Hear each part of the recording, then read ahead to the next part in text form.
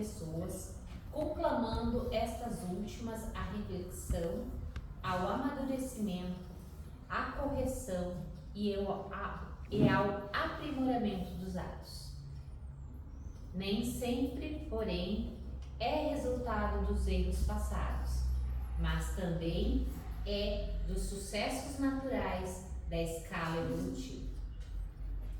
O amor, sim, é lei da vida, trabalhando o indivíduo para o desdobramento e conscientização dos valores que nele jazem em germe. A reencarnação é impositivo do progresso que faculta o crescimento do espírito, propiciando-lhe a identificação e a assimilação dos relevantes objetivos a que está destinado. Perfeito. Eu comecei a gravação agora. Então, o pessoal que vai estar acompanhando pela gravação,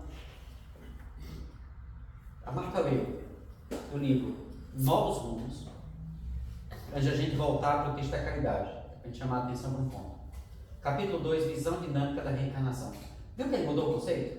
Ele disse, olha, o conceito anterior, quer dizer, como todo mundo entendia, a respeito do qual o processo da reencarnação do seu objetivo expurgir os males praticados, pagar os erros cometidos e ressarcir as dívidas pretéritas, era assim que todo mundo acreditava. O que é que o Manuel está falando? Ele começou o texto partindo do que todo mundo entende.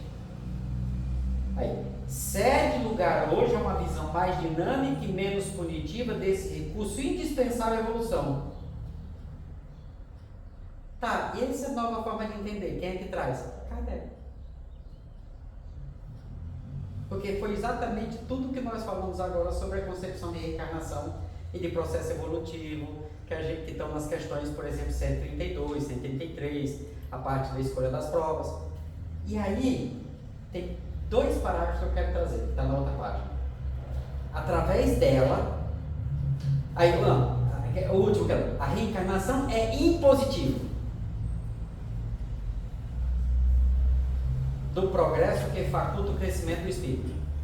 Sem reencarnar, porque tem que encarnar para chegar à perfeição. A reencarnação é a continuidade da encarnação. Então você não reencarna para pagar, você reencarna para continuar o processo de aprendizado. Aí ele diz assim, através dela, da reencarnação, isso não está escrito aqui, sou eu que estou chamando para o conceito. O texto é, através dela, quando equivocado, recupera-se. Sou eu que estou trazendo, porque ele está falando da reencarnação. Então esse aqui é um instrumento pedagógico que a gente usa para quem está acompanhando a leitura, lembrar, ele está falando da reencarnação, ele está falando da reencarnação, que é o texto. Então, através dela, da reencarnação, quando equivocado, ele não disse quando errado. Quando equivocado, recupera-se. Então, através da reencarnação, eu me recupero em função do equívoco. Quando em indisciplina, reeduca-se. Quando em deficiência, aprimora-se. Adquirindo sempre experiências novas que incorporam no íntimo patrimônio de natureza intelecto-moral. E o último que eu pego aqui, o texto segue. O resgate dos erros e dos crimes cometidos dá-se não apenas mediante o sofrimento, mas igualmente através das realizações edificantes, dignificadoras que o amor proporciona. Então, Manuel Filomeno de Miranda está me ajudando a compreender a forma como Kardec explica, que foi mudada depois de Kardec. Então, Manuel Filomeno de Miranda está fazendo aquilo que o próprio Bezerra de Menezes muitas vezes chamou a atenção através do Divaldo. É preciso retornar às bases kardecianas. É preciso retornar às bases kardecianas. Viana de Carvalho. Ok? Isso é consolador, porque eu não estou aqui para sofrer nem daquele jeito que a gente entendia. A ideia de sofrimento é diferente. Então, eu me submeto com muito mais determinação e vontade ao processo de aprendizado. Isso não é se conformar com a dor. Não, isso é compreender o porquê ela acontece. E saber que a culpa não é dos outros. Não é nem minha, porque eu estou aprendendo. Agora, a responsabilidade pelas escolhas equivocadas, essa não tem como escapar. É da lei de causa e efeito. Agora, voltando para cá. Ele falou que existem dois tipos de caridade. Ou melhor, duas grandes divisões. A caridade beneficente e a caridade benevolente. A caridade beneficente depende do quê? Do que você tem para oferecer. E a caridade benevolente? Depende da vontade. Aí ele pergunta, o que é preciso, esse texto, pessoal, tá, Revista Espírita, é o final do texto, o Espiritismo é uma religião, então são os últimos parágrafos desse texto, é o primeiro texto de dezembro de 1868. O que é preciso então para praticar a caridade benevolente? Essa que só depende da vontade. Amar ao próximo como a si mesmo. Vocês sabem amar ao próximo como a si mesmo? Mas tem gente que não sabe nem se amar, eu acho. Mas é claro. Tem gente que Amar ao próximo como a si mesmo. É. Então você tem que se amar para amar ao próximo. Quem é que tem dificuldade de ficar sozinho? Eu tinha. Então tu não se amar. Claro, eu não sabia, eu não tinha paciência de conviver comigo mesmo. Não me amava. Sério, é verdade. Quem não consegue ficar sozinho é que tem dificuldade de ficar consigo mesmo. Isso. E eu já ao contrário. Hoje, mais do que nunca, eu prefiro ficar sozinho, meditando, fazendo lendo. É o princípio de quando você começa a se amar, você quer ficar sozinho contigo mesmo, você se gosta, né? Do seu jeito, vai aprendendo, vai madurando e vai se ajeitando as coisas depois, daí tu começa a entender melhor as coisas. Né? Só que a gente tem que ter um cuidado. Porque o que está por trás disso? Por que você gosta de fazer isso? Eu lembro que conversando com uma pessoa que eu quero muito bem, eu disse assim, ó, todas as vezes que você falar comigo e eu concordar com você, pergunte por que eu concordei.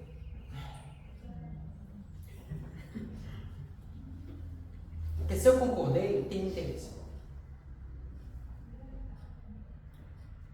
Então pergunte qual é o meu interesse em ter concordado.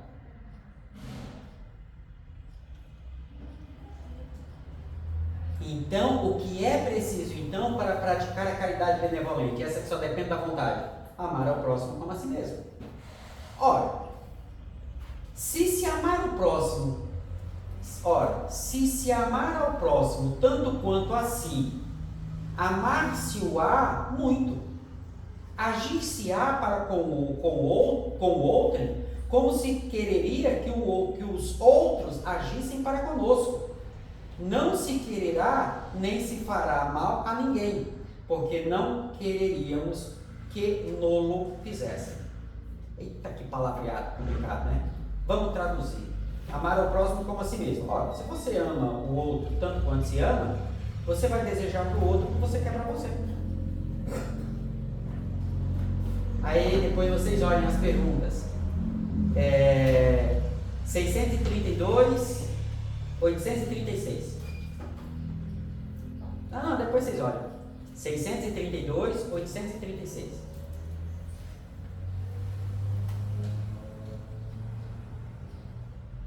Tudo bem. Bom, praticar a caridade benevolente é amar o próximo como a si mesmo. Aí eu perguntei, vocês sabem amar o próximo como a si mesmo? Aí disseram, não, nós não sabemos. Então o que tem que ser feito, pessoal? O que foi? Tá frio.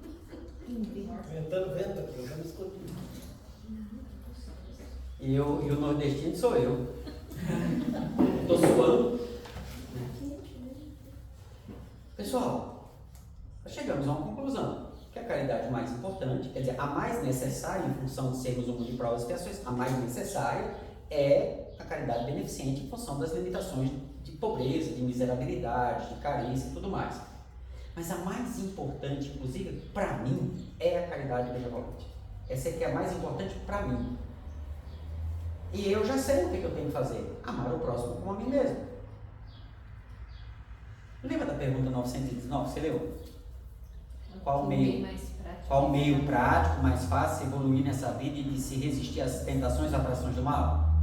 Um sábio da antiguidade já vos disse: conhece a ti mesmo. Tudo bem? Lê a pergunta 919A. Porque eu já sei o que fazer. Então você dizer que tem que amar o próximo para ser feliz? Quem é que não sabe disso? Concebemos toda a sabedoria desta máxima. Segura. Concedemos toda a sabedoria dessa máxima, que é amar o próximo como a si mesmo. Compreendemos toda a sabedoria de amar o próximo como a si mesmo. Porém, a dificuldade está precisamente em cada um conhecer-se a si mesmo. Qual o meio de consegui-lo? Kardec disse assim: Santo Agostinho, top, 1000 de 1000. Sabemos que tem que amar assim, tem que amar o próximo como a si mesmo. Como é que faz? Pessoal, Kardec fez exatamente o que Jesus fez. Jesus veio, quer dizer, não tudo, porque Jesus fez tudo, né? Então, e Kardec tem as limitações dele. Mas ele deixou pra gente dizendo o que fazer, isso já estava dito. E ele disse pra gente, ele perguntou, como é que faz? Como é que faz isso? Eu já sei que a caridade mais importante para mim é a caridade benevolente. É a que eu faço. Certo? É eu fazer. E aí, como é que se faz? Amando o próximo como a si mesmo. Mas e o que é amar o próximo?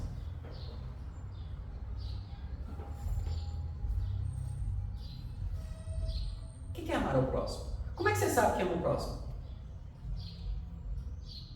E aí eu tenho uma coisa, pessoal, não é presunção e tal, está escrito. E eu nem preciso de Kardec. Kardec explicou mais ainda, o próprio Cristo. Quem é meu próximo? Um homem descia de Jerusalém para Jericó. Chegaram lá, um ladrão, pegaram ele, deram um pau desgraçado nele, deixaram o coitado todo lascado, roubaram tudo que ele tinha, deixaram sem nada. Todo sangrentado. Pior situação que um ser ficar vivo. Vinha um sacerdote. O sacerdote olhou e disse: não toque de jeito nenhum, senão fica impuro. Foi-se embora. Veio um político. Olhou e disse: não posso, tá para ver. Foi-se embora. Veio um samaritano. O samaritano era inimigo dos judeus. Os judeus odiavam o samaritano. Eu sempre brinco. Era como se a gente dissesse assim: um corintiano se lascou. Passou fulano, nem olhou. Passou cicrano, nem olhou. Passou no palmeirense. Assim, e aí? Chutou. Entendeu? Seria essa a lógica. Aí o samaritano olhou, se tomou de compaixão. Limpou, fez ali os primeiros socorros. Botou o camarada no cavalo dele, no camelo, seja lá no que for, no transporte dele. Levou para um hotel. Disse assim: cuide dele, que eu tenho que viajar. Pagou a despesa, assim, se precisar, pode coisar, quando eu voltar, eu vou pagar a diferença. E aí Jesus disse assim: de todo o teu entendimento, de todas as tuas posses, de todo o teu espírito.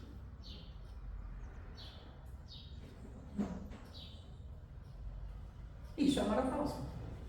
Então nós não podemos dizer que nós sabemos. E ele pegou uma pessoa que odiava a outra. Ele foi no limite da coisa. Aí aqui Kardec diz: olha, fazer a caridade benevolente é amar o próximo como a si mesmo.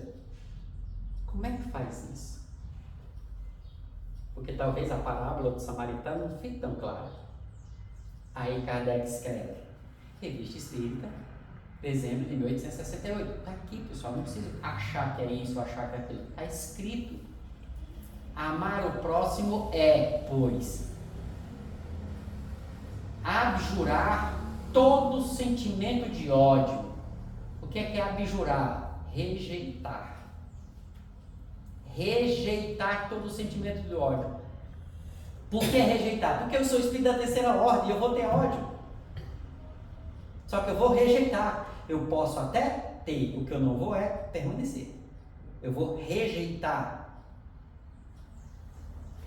De ódio, de animosidade, de rancor, de inveja, de ciúme, de vingança. Numa palavra, todo desejo e todo pensamento de prejudicar.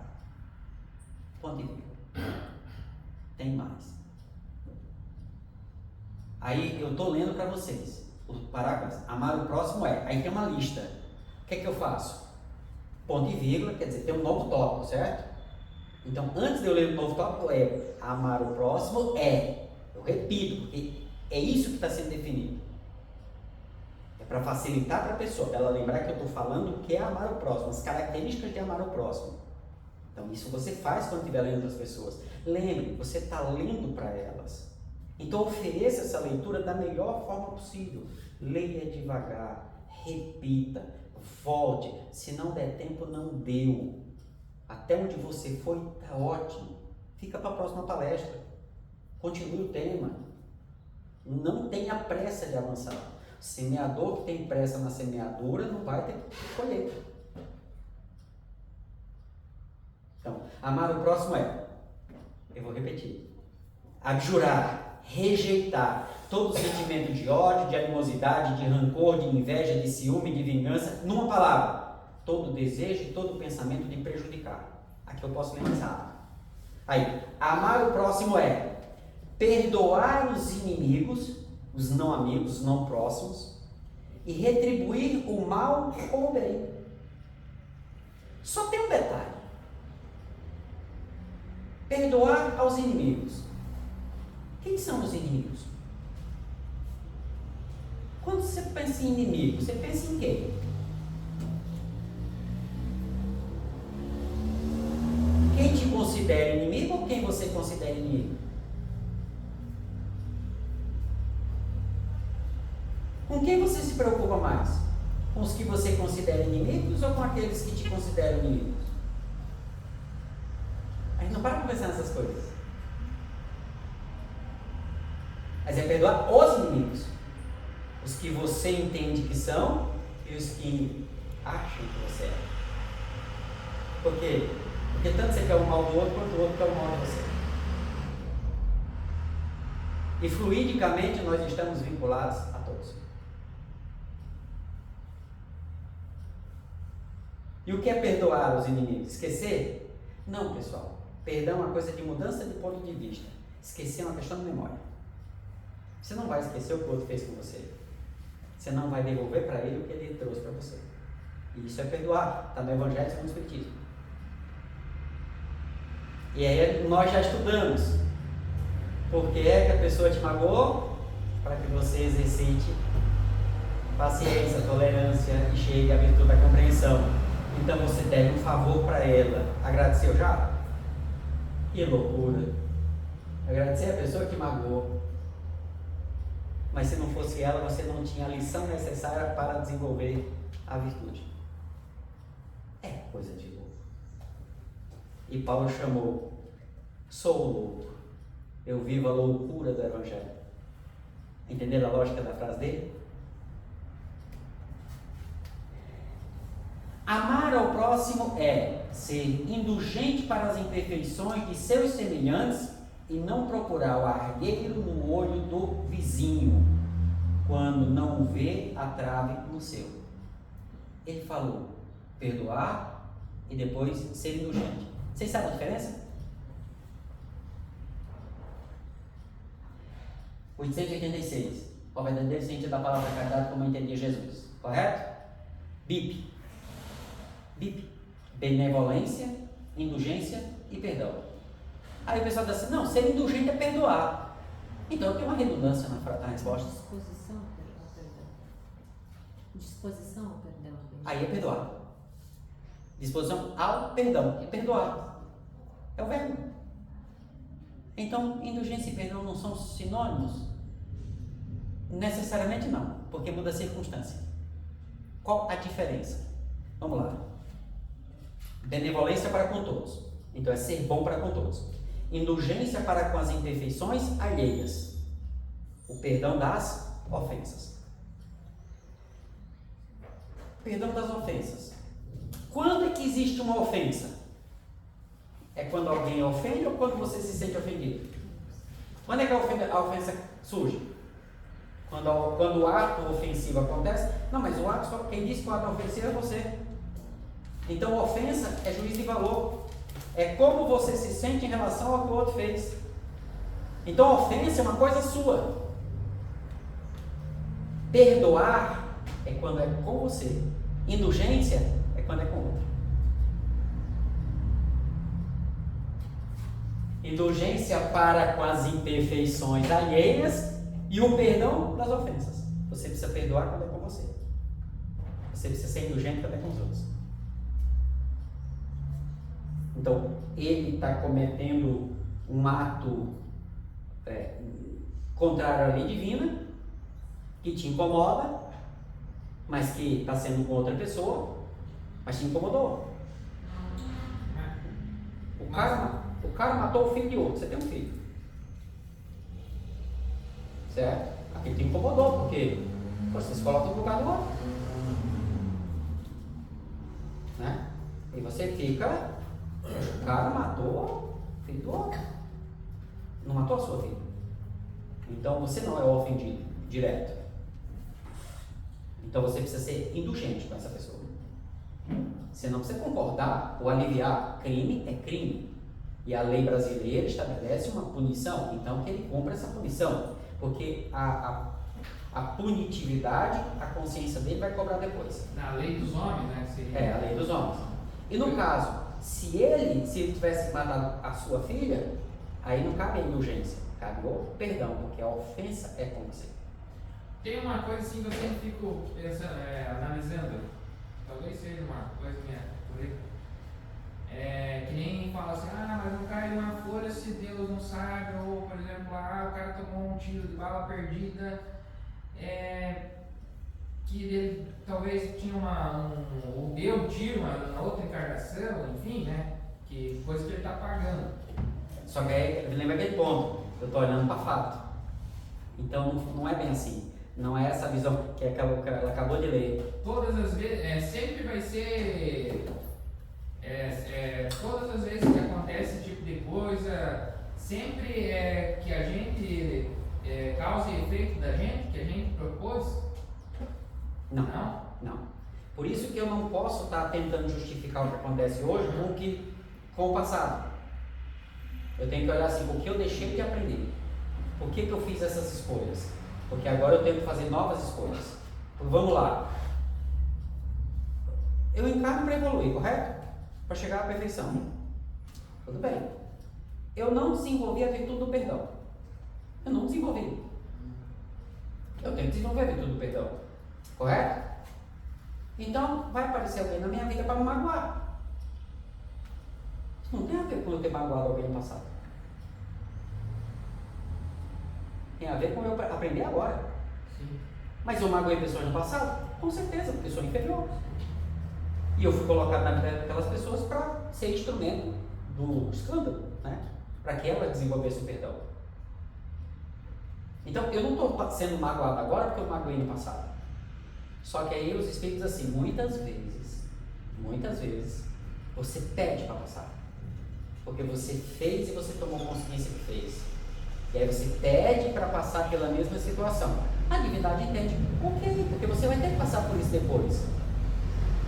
Então vamos juntar o seu desejo de passar pelo que você fez os outros passar com a necessidade de você passar para evoluir. Isso é amor. Porque se eu passo isso porque eu errei, peraí, cadê o amor divino? Mas eu era imperfeito. É a mesma coisa que você pegar um leão, deixar ele sem comer e achar ruim porque o leão comeu uma pessoa. Mas da natureza dele, ele vai matar para se alimentar. Aí você pega o Enzo, que é totalmente desequilibrado, bota no meio de um ambiente onde o desequilíbrio dele é valorizado. Aí depois vai achar ruim porque eu fiz M. Peraí. Então a culpa foi de Deus, que sabendo que eu sou assim, me botou num lugar que sabia que eu ia me comportar desse jeito.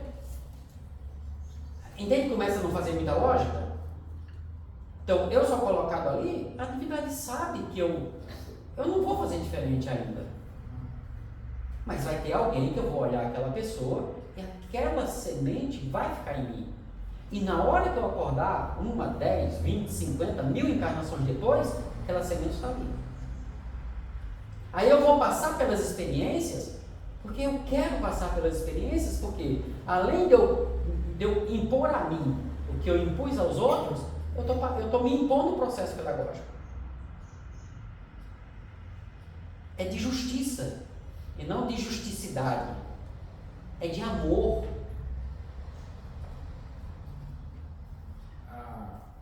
Muitas vezes eu tinha um pensamento assim meio duro até com a pessoa olhar, aconteceu tal coisa com o fulano, daí todo mundo, meu Deus, não sei o que. Eu pensava assim, não, ele deve ter feito alguma coisa, que é o problema dele, né? Ele é ação e reação, né? E daí tipo, olhava mais técnico do que a gente estuda, assim, né? Porque eu não tenho que sofrer todas as vicissitudes da experiência.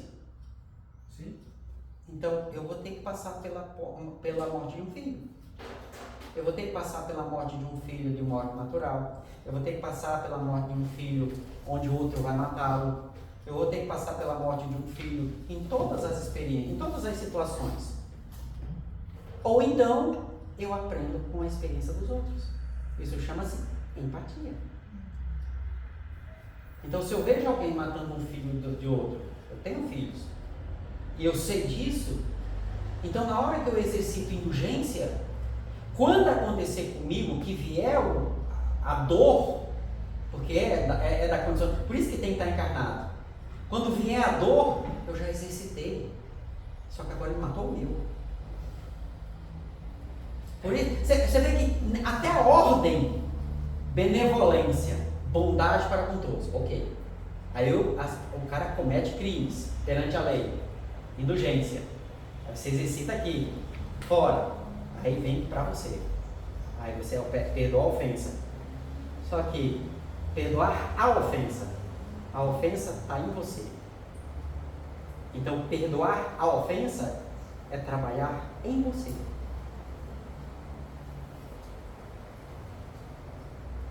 Por que é difícil? Porque eu não sei fazer. E é por isso que eu preciso passar para aprender. E por isso que a volta e meia sempre acontece várias coisas iguais. E a gente fala, nossa, mas isso acontece comigo de novo. Né? Mas é que você não aprendeu ainda. E daí vem de novo E quando você aprender, continuará vindo. Sério? Mas eu aprendi. Peraí. Questão 132. Qual é o primeiro objetivo? Passar pelas vicissitudes. Qual é o segundo? Contribuir com a tua parte. Você vai passar para mostrar para os outros. E só tem um jeito de não passar. Não morar no mundo de provas e expiações. Simples assim. E o que é que eu faço? Evolua. E o que é que eu tenho que fazer? Vocês querem que eu volte ao começo? Internalizar o conhecimento. Internalizar o conhecimento de tal modo que você não precisa pensar para fazer. Aí vamos lá, finalizou não. Então, o que é que a gente tem? Amar o próximo é abjurar, renunciar, rejeitar todo sentimento de ódio, de animosidade, de rancor, de inveja, de ciúme, de vingança. Numa palavra, todo desejo e todo pensamento de prejudicar. Primeiro. Segundo, perdoar aos inimigos e retribuir o mal com o bem. Terceiro, é ser indulgente, amar o próximo é ser indulgente para as imperfeições de seus semelhantes e não procurar o argueiro no olho do vizinho, quando não vê a trave no seu. Quarto, amar o próximo é esconder ou desculpar as faltas alheias, em vez de se comprazer em as pôr em relevo por espírito de maledicência. Não, então eu vejo uma pessoa fazendo uma coisa errada e eu tenho que abafar? Não, não é isso. É quando eu faço ou falo só por maldade.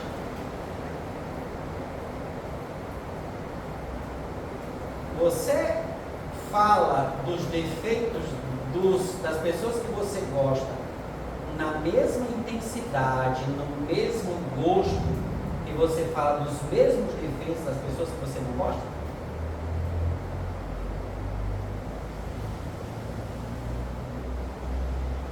2 pesos, 2 medidas?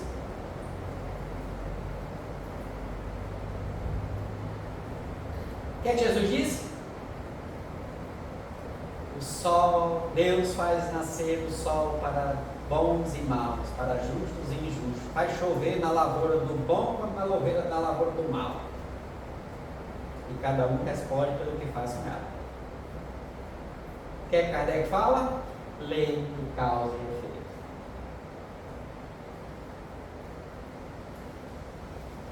Próximo.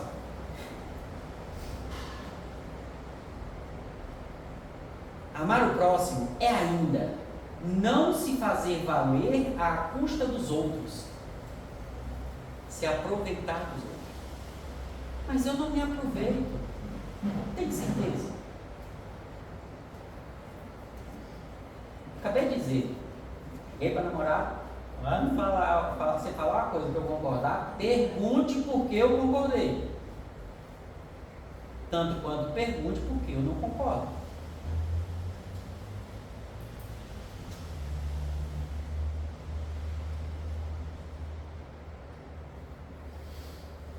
É ainda, amar o próximo é ainda, não se valer à custa dos outros, não procurar esmagar ninguém sob o peso da sua superioridade, não desprezar ninguém pelo orgulho. É uma coisa muito comum entre nós espíritas, e já avançamos um pouco, já lidamos com mais serenidade em certas situações. Aí chega uma pessoa aqui que começou agora os enfrentamentos. Para você já é fácil. Você tem que lembrar que ela está lá no começo. Então você pergunta 876, que é aquela que eu falei, é 632, 876.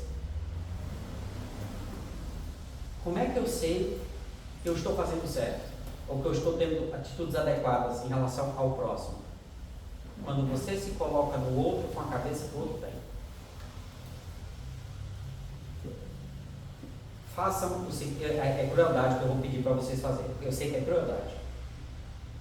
Quando alguém estiver cometendo um crime perante a lei divina, e não só perante a lei dos homens, perante a lei divina, é só pegar a terceira parte dos espíritos, se não está fazendo daquele jeito, está desviando de 90. E que você condena o que a pessoa está fazendo. Você condena, você discorda. Ponto. Discordou? Faça o seguinte exercício. Se coloque no lugar da pessoa com a cabeça que ela tem. Eu fiz esse exercício várias vezes, aí eu parei. Sabe qual foi o resultado? Várias vezes. Quando eu fazia isso, eu me colocava no lugar do outro com a cabeça do outro, não com o meu, com a cabeça do outro, com o entendimento do outro. Eu faria pior do que ela estava fazendo. Certo? Naquela circunstância, com a cabeça que a pessoa tem, eu faria pior. Aí eu vi que todas aquelas pessoas que estão cometendo, que eu estou condenando, que eu estou criticando, são melhores que eu. Porque eu já aprendi algumas coisas. Então eu não faço aquilo, mas eu não faço porque já aprendi. Quanto tempo eu levei do fazer ao não fazer? Isso quer dizer que aquela pessoa levará menos tempo se ela quiser. Então ela é melhor que eu. Ela pode chegar ao meu touro em menos tempo, sofrendo menos, porque é menos teimosa. Olha como muda de figura, como inverte. Mas pode analisar a vida do outro? Sim. Kardec perguntou, São Luís respondeu, tem algum problema eu analisar a vida dos outros? Se for para aprender, sim. Se for para criticar, não. 963, acho que é. Não, 63, 64 é Deus agindo na gente. É 903. Questão 903. Tem problema em divulgar o pecado dos outros? Se é divulgar só por divulgar, fica.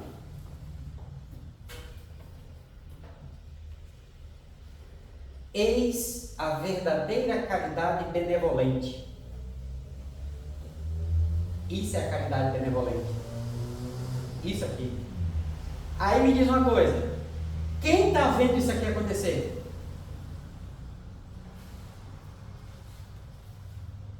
A caridade beneficente todo mundo vê. Mas a caridade benevolente, quem está vendo? Aí se vocês me disserem só você, aí vocês estão esquecendo do mundo espiritual à sua volta. Eis a verdadeira caridade benevolente, a caridade prática, sem a qual a caridade é palavra vã. É a caridade do verdadeiro espírita como do verdadeiro cristão. Aquela sem a qual aquele que diz fora da caridade não há salvação, pronuncia sua própria condenação, tanto neste quanto no outro mundo.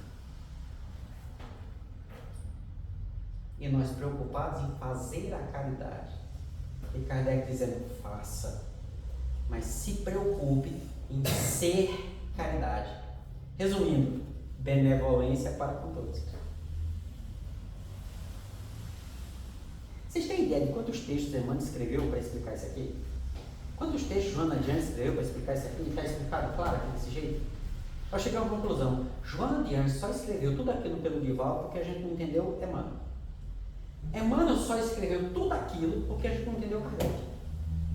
E Kardec só teve que escrever tudo isso aqui porque a gente não entendeu Jesus. Se a gente entender Jesus, não precisava nada disso aqui. Porque eles são só repetindo. Né? Só que aí quando você chega, vai fazer uma palestra só baseada em Joana, vamos fazer uma brincadeira aqui? Eu preciso de 5 pessoas. Aqui. Sim, vamos lá.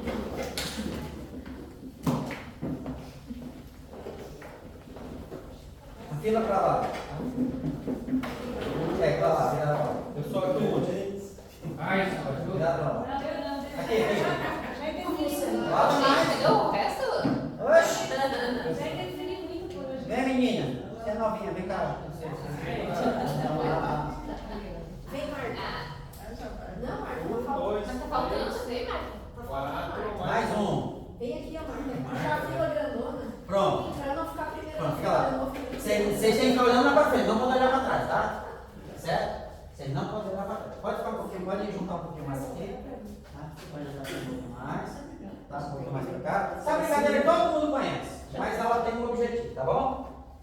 Seguinte. Já ouviu falar do telefone sem fio? Pronto. Então nós vamos fazer uma coisa diferente.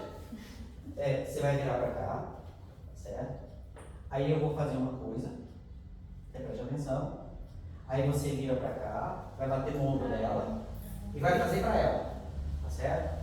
Aí a mesma coisa. Quando ela bater no seu ombro, você vira, preste atenção no que ela vai fazer, que ela vai fazer o que eu vou fazer.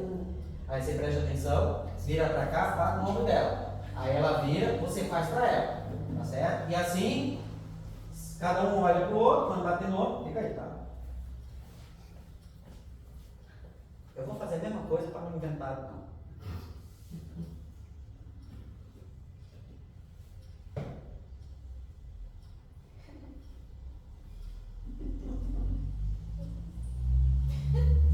Comprido o negócio.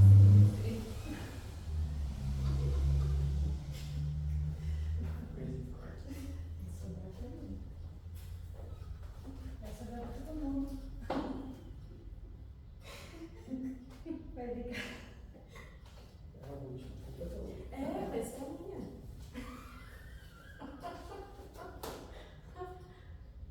Moral da história.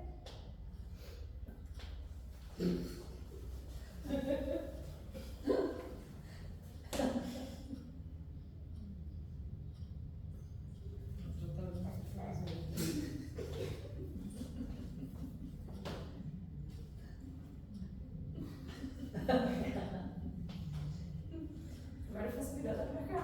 Faz virada para eles. Pra todo mundo.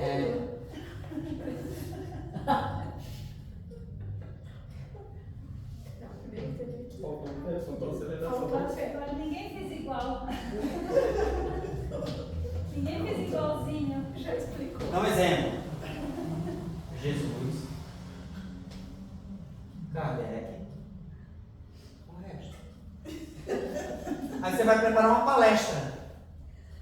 Aí eu preciso preparar uma palestra. Vou assistir uma palestra do fulano.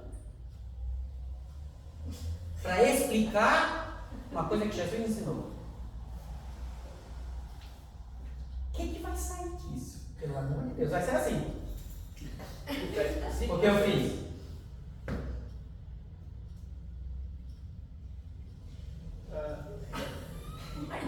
Olha quem chegou lá. Olha, se eu tivesse feito essa doença pouco diferente, seria pior ainda, porque a gente deduziu, na verdade. Não, mas 10% do que Jesus fez, tá bom. Não, chegou 5. Eu tirei mais 5. Se fizer 10% do que Jesus. Percebe, pessoal? É por isso que eles se ajudando. Qual é o pensamento de Kardec? Qual é o pensamento de Kardec? E por que ele não vai direto para Jesus? Mas vai então! É porque Kardec foi escolhido por Jesus para sistematizar o conhecimento espírita. Então Kardec traz o pensamento do Cristo organizado para a doutrina espírita. Por isso a gente é Jesus e Kardec nessa ordem. Por isso que nós fazemos isso. Jesus e Kardec. Mas eu não posso assistir uma palestra de um outro palestrante sobre aquele tema? Pode, você vai ouvir. É como ele consegue entender, como ele explica, quais os textos que ele usa. E é por isso que Joana de Anjos é importante? É. Porque ela ajuda a entender como Cristo fez. Ajuda a entender como Kardec explicou. Mas eu não devo fazer uma palestra só com Joana. Por quê? Porque ela ajuda a entender lá. E olha só, a concepção de reencarnação de vocês deu uma mudada? Porque eu falei da minha opinião? Não, porque eu falei como é que o livro dos Espíritos apresenta pra gente.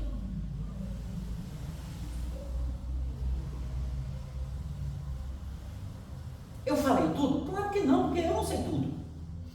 Mas eu falei dentro do que eu consegui entender. Então eu pego o texto e eu trabalho dentro do que eu consigo entender e entrego o texto para vocês.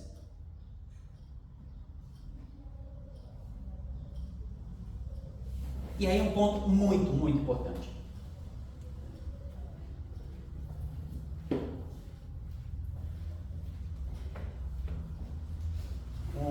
Fiz um curso parecido com esse, um centro de Cascavel. Aí, que era o centro que fazia parte na época, e aí olhei, você trabalha com o quê? Eu sou massoterapeuta. Massoterapeuta. Perfeito. O senhor trabalha com o quê? Sou aposentado em gráfica. Grávida. Perfeito. Senhora? Representante comercial. Representante comercial. Eu era autônoma. Era. Autônoma. Tá. É? Eu ajudo meus pais na padaria. Ajuda teus pais na padaria. Ótimo. Trabalha na padaria. É. Ajudando, não ajudando, isso é diferente, mas trabalha na padaria. Faz pão ou só vende? Faz pão, ótimo. Você? Veterinário. Veterinária. Assim, que área da veterinária você? Ou chegou o bicho, você dá conta? Pequenos animais. Pequenos animais, perfeito. Professor. Professor? Perfeito. Você? Auxiliar administrativo. Auxiliar administrativo. Agora é a exceção de saco de chefe. Você? Financeiro. Financeiro. Controla a vida do povo. Senhora? Professora. Professora. De quê? Eu trabalho com curso de pedagogia. Curso de pedagogia. Olha. Que disciplinas? O que chega? Mas qual que você gostaria de trabalhar assim? Na minha área são os distúrbios de aprendizagem. Distúrbio de aprendizagem. Educação especial, distúrbio de aprendizagem. É, assim, eu sou imperativo no top hard. Eu tenho síndrome de Asperger, então autismo nível 1 de assistência, certo? E agora eu comecei, aí eu estudei, né? Eu fiz neuropsicopedagogia para poder chegar a um. Porque o povo falava assim, eu não vou escutar desse povo que nem sabe o que é, nem lida, fica dentro do consultório só assinando papel aqui. Não, isso para mim não, deixa eu estudar. Eu fiz uma pós em neuropsicopedagogia, quando eu terminei diz assim, eu nasci com isso, né? E agora então comecei a fazer investigação de altas habilidades. O meu juiz é meio fora da casinha, é totalmente fora da casinha. Eita. Terraplanagem. Hã? Terraplanagem. Tu controla aquela máquina grandona? Eita.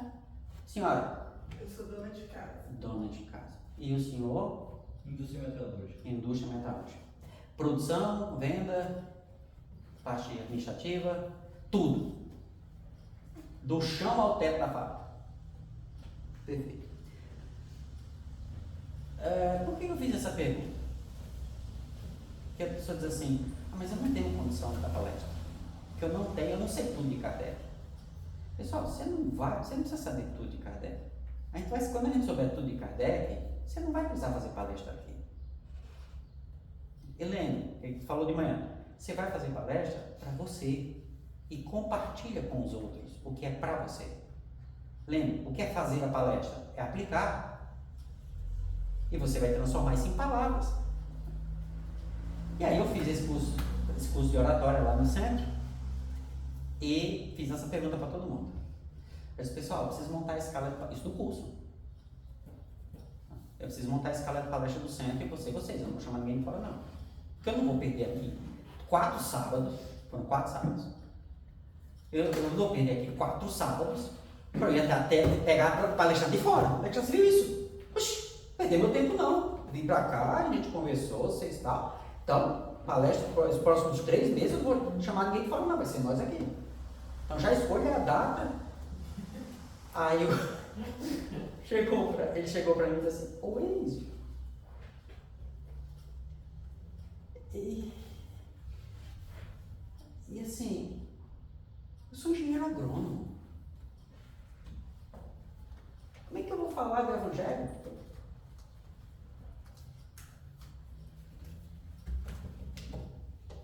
Só, engenheiro agrônomo, você trabalha com o quê na engenharia agrônoma? Trabalho com sementes. E com o quê?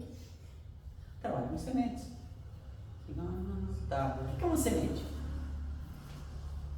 Eu estou perguntando para o engenheiro agrônomo. Esquece o Evangelho. Esquece o Evangelho. O que é uma semente? Eu quero definição técnica. Eu quero o que eu não sei. Porque se eu soubesse, eu sou engenheiro agrônomo. Eu estou perguntando para o engenheiro agrônomo o que é uma semente. Ele é uma semente, é isso. Qual é a palavra que se dá quando a semente brota? Ele disse, eclodir. Eu disse, e fui fazendo umas perguntas. Quando eu terminei, eu disse assim, me conta a palavra do semeador com as suas palavras. De engenheiro agrônomo. Pensei numa palestra porreta que esse menino fez sobre a palavra do semeador. Ele usou o conhecimento dele. Ele disse, Deus te deu a oportunidade de ter esse conhecimento. Então ele quer que você use esse conhecimento. Porque é um olhar diferente que eu nunca vou ter. Aí um dia eu cheguei para ele e disse assim, ô fulano, porque tinha um negócio no Evangelho que estava me incomodando. E se está me incomodando, não é porque o Evangelho está errado, é que eu não consigo entender, está faltando alguma coisa. Já ouviu falar da história do sal da terra? Quando você pensa no sal da terra, o que é que vem na sua cabeça? Quando você pensa naquela parábola, qual é a imagem que vem na sua cabeça? Se for imaginar, sal da terra é uma terra salina onde pode não crescer planta. É um tempero, um E agora, se equilíbrio. for sal, quando ela está falando tempero, já é outra percepção. É outra percepção. O equilíbrio. Porque aí você pensa, mas geralmente quando a gente pensa em sal da terra, pensa em tempero. Porque a sequência do texto fala em salgar. Certo? Então você vai pensar em tempero. Só que, pessoal, o sal tempero é da onde? Da água. Então aquilo não é sal tempero. Mas o texto fala em temperar. Mas então ele está usando a palavra temperar pela função temperar e não por tempero. Eu disse, então sal da terra não é isso que a gente pensa. Eu cheguei para ele, fulano, diz uma coisa. No âmbito das ciências geológicas, das ciências, tal, quais são os sais presentes na composição da terra? Sim, os sais que são composição da terra, porque lembra de química, óxidos, hidróxidos, sais e ácidos, não é assim? Aí eu disse, quais são os sais que fazem parte da composição da terra? Eu disse, todos os fertilizantes são sais. Eu disse, como é que é? Todos os fertilizantes são sais. Aí eu, agora eu entendi.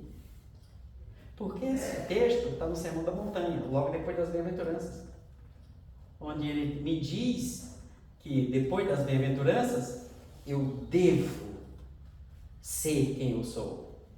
E o sal da terra é o fertilizante da terra.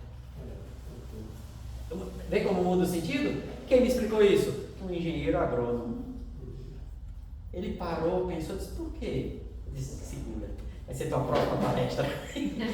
Aí eu matutei, cheguei para ele assim, você lembra da pergunta dos sais? Ele disse, lembro. Fiquei pensando também. E depois eu fiquei até pensando. Você falou do sal da terra, eu fui à parábola lá, a do texto lá do coisa, e realmente, não cabe sal tempero, cabe sal fertilizante. Nutrientes são. Você tem que ser o fertilizante da terra. O que é que o fertilizante faz na terra? Ela está árida, ela não está produtiva, e quando você joga o fertilizante, só que você seja o fertilizante, seja o sal da terra. Então, nesse caso, você tem que dar exemplo. Como fica claro? E aí, quando eu pergunto qual é a sua área de atuação profissional, é o que você lida no seu dia a dia. Você tem conhecimentos que só você tem. E se você passar agora a ler o Evangelho com esses conhecimentos, o Evangelho, tá, pessoal? Você vai conseguir encontrar exemplos do seu cotidiano que façam o Evangelho ficar inteligível para as pessoas que têm as mesmas experiências que você. O único cuidado que eu tenho que ter é nas definições. E as definições eu tenho no livro dos Espíritos. Eu não posso inventar definições. Isso eu não posso. Então, nesse primeiro momento, vocês vão começar a treinar, vão começar a exercitar. Comecem, tenham o livro dos Espíritos como uma leitura constante. Para você saber onde estão os assuntos. Qual foi a primeira pergunta do exercício? Qual o tema deste capítulo? Certo? Qual o tema desse capítulo? Não, o método é título. O tema é o método de ensinar doutrina espírita.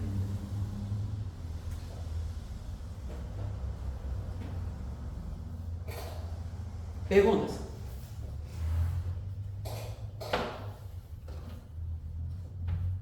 Se você me pergunta, eu pergunto. Por uma questão prática, Sim. qual a sugestão de como a gente pode organizar as palestras? Porque nós estamos organizando as duas casas juntas. E aí vem um palestrante aqui, faz na outra casa. E assim semanalmente. Bom, Uma agora... reunião, talvez? Agora você pode ver o seguinte, então vamos lá. Quando a gente pega o que o Kardec fala aqui, ele vai dizer assim, não queira convencer ninguém sem partir do que ele sabe. Então, essa é a primeira regra. Então eu dei vários exemplos aqui. Eu peguei vários temas aqui e fui dando exemplos do que Kardec diz como é que deve fazer. Então tudo primeiro vocês me dão, depois eu levo vocês até Kardec. Vocês me dão o que vocês têm e eu levo vocês até Kardec. Vocês me dão o que vocês têm e eu levo vocês até Kardec. Aí vocês fazem o confronto entre o que vocês têm e o que Kardec diz. É vocês que fazem isso. Eu ajudo vocês a fazerem isso. Então eu entrego para vocês. Sempre assim. Porque aí eu não caio na vaidade, que sou eu que... o meu mérito é conduzir bem isso. Tá? Mas o efeito na pessoa é esse encontro que ela faz com o Kardec. Uma coisa que eu comentei eu não gosto de temas aleatórios. Por quê? Porque palestra é um momento de estudo. É um momento de estudar um assunto. E, olha, quantas palestras eu fiz hoje aqui? Várias palestras. De manhã, né? Foi várias palestras. Eu fiz aqui curtinhas, mas sempre dentro de uma lógica. Parto de vocês, a gente conversa o que é e eu mostro como o Kardec pensa. E como ele fala, aí a gente chega a uma conclusão. Encerrei a palestra, fui para outro assunto. E fomos fazendo isso várias vezes hoje durante o dia. Várias vezes. E é o melhor jeito? Não, eu usei uma estratégia baseada naquilo que Kardec me fala. Eu poderia fazer uma coisa em inversão, mas daqui a pouco eu vou fazer invertida. Eu vou já chegar dizendo, Kardec pensa assim. Como vocês pensam? Eu vou fazer o inverso, tá? E aí, a ideia é, montem uma grade de temas, que tem uma sequência, certo? Para esse começo é ótimo, porque vocês vão trabalhar esses temas. Ou então peguem um tema central e dizem assim, esse mês vamos trabalhar tal tema nas 2 casas. Aí vamos definir os temas os subtemas dentro daquele tema. Setembro, por exemplo, Setembro Amarelo, suicídio. Então, durante esse mês nós vamos trabalhar suicídio. Então, que temas vamos trabalhar? Vamos trabalhar o suicídio na perspectiva de Allan Kardec, suicídio tal. Então, vocês montem isso. Trabalhar aqui, trabalhar lá, é uma escolha. Acho bem interessante, porque é como se tivesse o mesmo grupo de estudo nas 2 casas. Então, isso é algo que vocês vão descobrir no decorrer. Tá certo? No decorrer. Eu dizer, faça isso ou faça aquilo, eu não estou aqui. Né? Então, para mim é fácil. Faça isso, que eu acho que é o mais conveniente. Peraí, mas quem está aqui são vocês. Eu sempre, quando vou fazer palestra, eu pergunto, sugestão de tema. Não, tema livre. Eu não conheço as pessoas, eu não sei quais são as necessidades. Então, eu não sei que semente oferecer. Aí a gente deixa para a espiritualidade dizer. Não, você conhece seu público. O que seria interessante para eles? Isso. E aí, como eu falei de manhã, uma pessoa que vem de fora, que tem um domínio de uma certa área, aí deixa ele falar daquilo que ele melhor fala. Jogar um tema que às vezes não é da área da pessoa, por melhor palestrante que ele seja, é complicar a vida da pessoa que você quer ouvir, porque a pessoa se entende que não é um bom palestrante. A vantagem de a gente trabalhar com Kardec é que a gente fala de qualquer assunto. Porque Kardec tratou todos os assuntos necessários. Fala e fala bem, porque o conteúdo tem. E eu não preciso inventar. Tá certo? Também tenho duas perguntas, 2 dúvidas. Bom, primeiro o modelo, né? A gente vê que nós variamos bastante, então, por exemplo, alguns usam já direto, que nem o Gentil, o seu Darcy, várias outras pessoas. Você está aqui hoje não usou a multimídia, né? E no meu caso, às vezes eu uso porque facilita, já sou acostumado, e aí vem os pontos. Mas eu vejo que ela é mais efetiva quando a atenção está voltada sem o uso. Por exemplo, o Maurício, quando vem aqui também. Então, quando você pega lá o tema, né, que você determinou ali, e estuda e faz a reflexão, o que você recomenda? Que deixa o multimídia de lado e que faça assim, do jeito que está sendo feito, ou pode ser utilizado como apoio? Pronto, isso é uma coisa que eu quero trabalhar na próxima vez que eu vier. Porque aí vocês vão exercitar e vocês vão testando. Tá? E aí quando eu voltar, que vai ser daqui uns 5, 6 meses, eu quero que vocês realmente cheguem aqui e me contem. Fiz isso, olha, escorreguei aqui, aconteceu isso, esse dia foi maravilhoso, nesse dia foi terrível. Porque não tem dia ruim de palestra ou de estudo, tem dia de aprendizado. Porque até quando você faz tudo adequado, tem coisa para aprender. E quando nada dá certo, tem coisa para aprender. Não é que esse foi melhor ou foi pior. Sabe? Não é... Sempre são dias de aprendizado e sempre você vai estar aprendendo. E falou uma coisa que depois você descobriu que não era, não se preocupe. A quem interessa aquilo nem vai ficar. Lembra que eu perguntei de manhã? Mas às vezes, geralmente, usava muito coisas prontas, às vezes próprio do site, né? A gente já tem, às vezes, palestras prontas de outras casas também, né? Isso, o que você me diz? Eu não gosto. Tá? Eu não já gosto. É pronto, né, o negócio? Isso não significa que eu não posso olhar aquilo e me inspirar para fazer uma. Sim. Tá? Então vamos lá, vamos fazer um parênteses aqui, questão dos instrumentos que você usa para palestra. Pessoal, o prioritário, o principal é a mensagem. É entregar a mensagem. O que você vai usar para entregar a mensagem? Tudo que facilite a entrega da mensagem. Tá? Tudo que facilite. Leitura tem que ser feita Eu usei uma estratégia, não estou dizendo que tem que ser feito do jeito que eu fiz. Não. Mas eu usei uma estratégia de leitura que não se torne cansativa e que ela vá chegando na pessoa. Não conseguiu chegar até o final? Não tem problema. Entregue o que conseguir da melhor forma possível.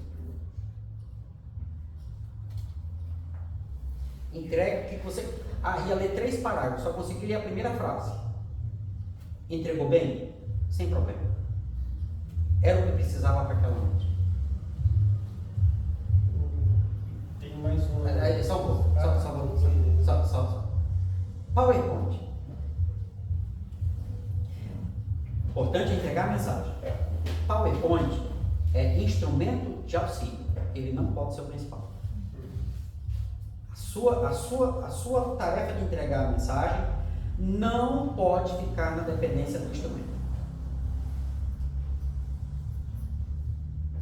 Se eu hoje tivesse preparado o PowerPoint, como é que fica a fala? Porque se eu preparei, eu fico na dependência, fico uma muleta. Ia vir, vai ser um problema isso aqui, né? Então, quer dizer, ele deixa de ser um instrumento para ser uma muleta.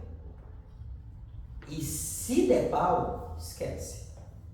Você vai se perder, você vai ficar nervoso mais do que fica. E detalhe, você vai ficar nervoso sempre. No dia que você não estiver nervoso, fique atento. A vaidade pode estar tomando conta.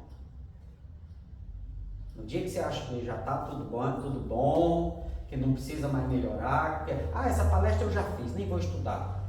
Cuidado. Porque não existe público igual ao outro. Então a semente não pode ser entregue da mesma forma. É a mesma semente, mas ela não deverá ser entregue da mesma forma. Que é irresponsabilidade da minha parte.